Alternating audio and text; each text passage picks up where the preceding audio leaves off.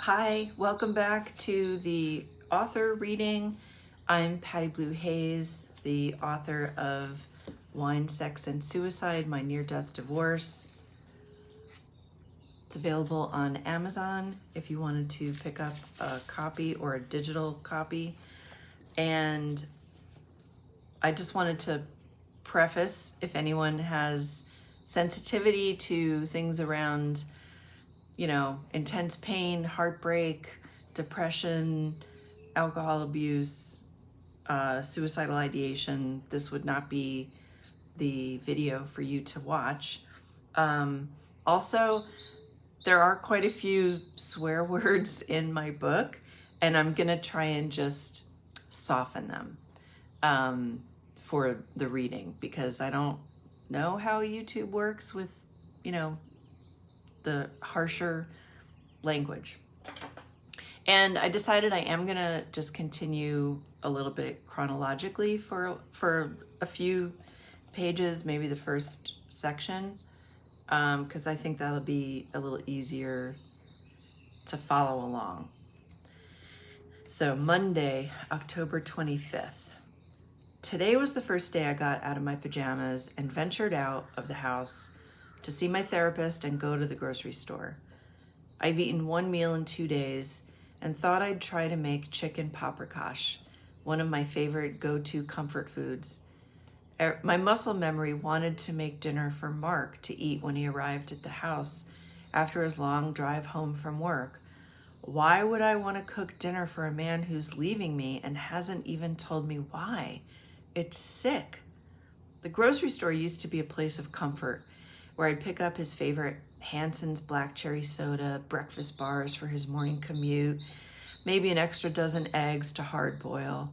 But shopping for one is lonely, and I had to avoid those once familiar aisles.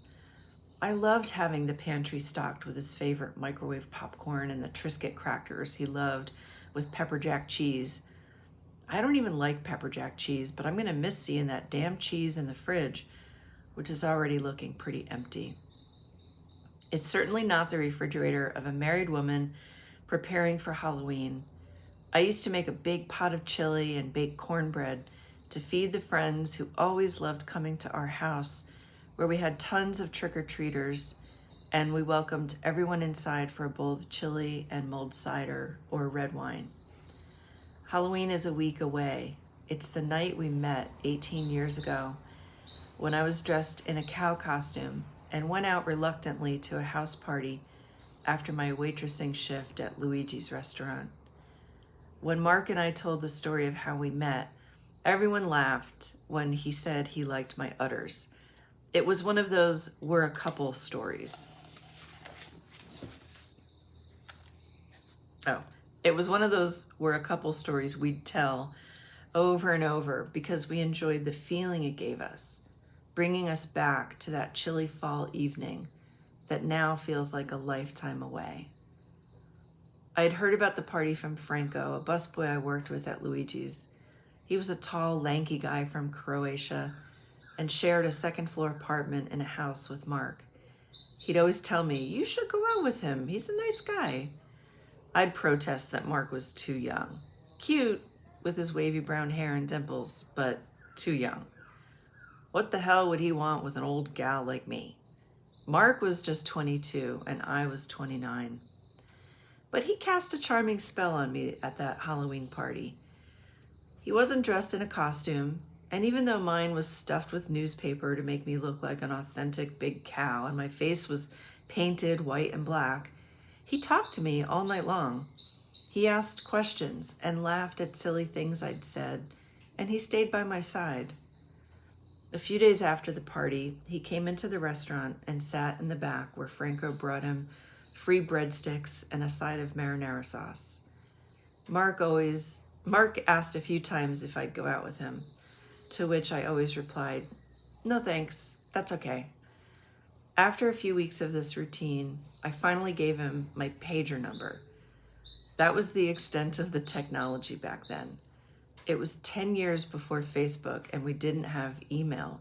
Cell phones were still a thing of the future.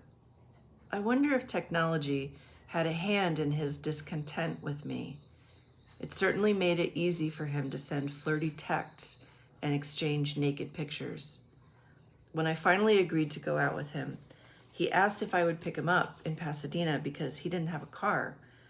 I instantly regretted my decision, but figured hanging out for a few hours wouldn't be that big a deal. I picked him up from the one-bedroom apartment he shared with 6 other people above a known drug dealer's apartment that routinely attracted the attention of the Pasadena police. The bedroom was designed for Franco and his girlfriend, the official couple in the house. The rest of the guys slept on the floor in sleeping bags or on a random mattress that was lying in the middle of the small living room. I didn't dare use the bathroom when I went to pick him up. I have to wait for Franco to get back. He owes me money. Then we can go, Mark told me after I arrived.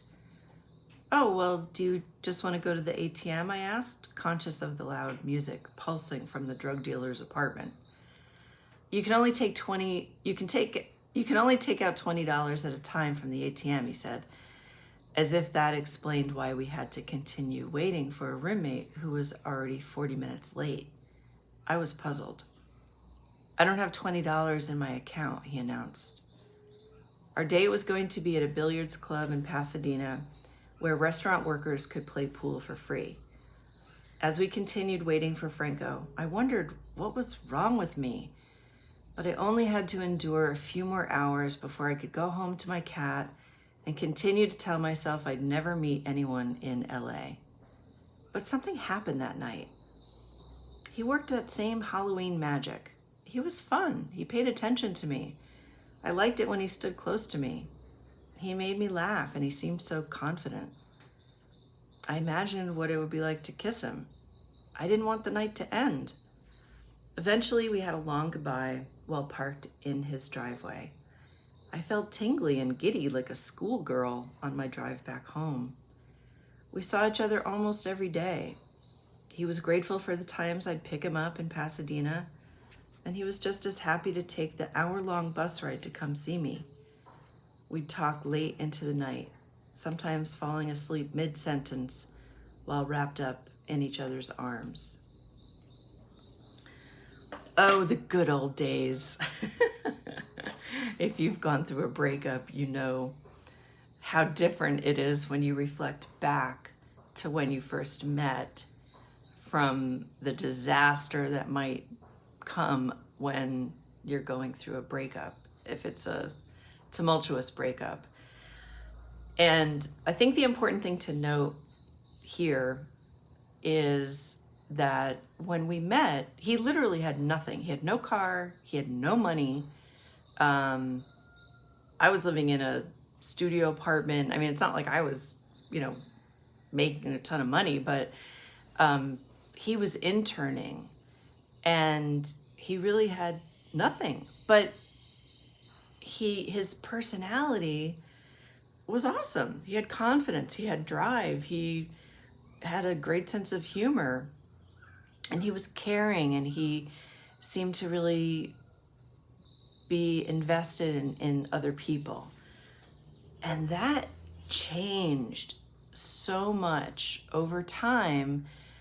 The more money he made, the more of an asshole he became. It's like, and he worked in the entertainment industry, and, he was around a lot of, pretty models and actresses and stuff. It's, eventually when it got to like the height of his, career.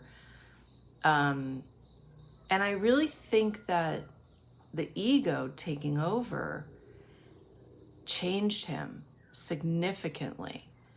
And it's like when his ego rose and got stronger, mine diminished and got weaker. My self-esteem was shot.